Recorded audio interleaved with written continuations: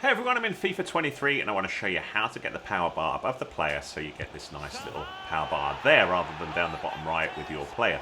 So you could see it was there. I could hold down the shot button and it shows the power increase. It gives me an idea right by the player what to look for, and by default that power bar hides down the bottom right hand side or left hand side depending on where your player bar information is.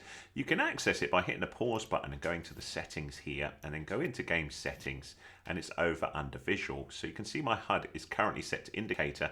If I restore it to defaults with Y, which shows down the bottom there, it shows player name bar. And if we have a little look at the difference there, if I go back, we'll have to wait for kickoff again, but you'll get the idea.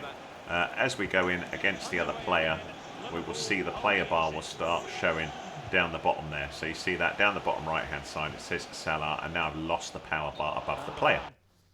So let's have a little look at that again. What other options have we got? The annoying thing is I would quite like to have the power bar beneath the interface sort of down the bottom right as it is, but you can't have that as well as the power bar above the player. So what you need to do is flick to indicator there, and then you can either have player name float above the player and then it kind of fades off if you leave this off, or you can have it permanently on if you want. Or you can have the player number above the player, whatever you prefer. But that's the one I just had it on prior to doing this. So if we have another look now, you'll see that that's back. As we go in for the tackle, we will see that again. But you can see I've lost the the player bar underneath, the main sort of gameplay area on the HUD. So that's your sort of option. You'll see there was another setting. I bet you're thinking, aha, but what about if you went for the other little mode that you've got there? So if we go over to visual, you can see this player name and indicator, player name bar, player name and indicator, or just indicator. So let's go with player name and indicator, and you'll see I don't think this does much difference. So we'll just have a little look.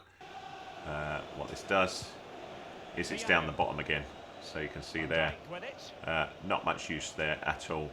What it's basically doing is just putting the name above the player indicator. So you can see that sort of floating above the little red button next to each player. But we've also got the bar down the bottom, but our power bar is still at the bottom.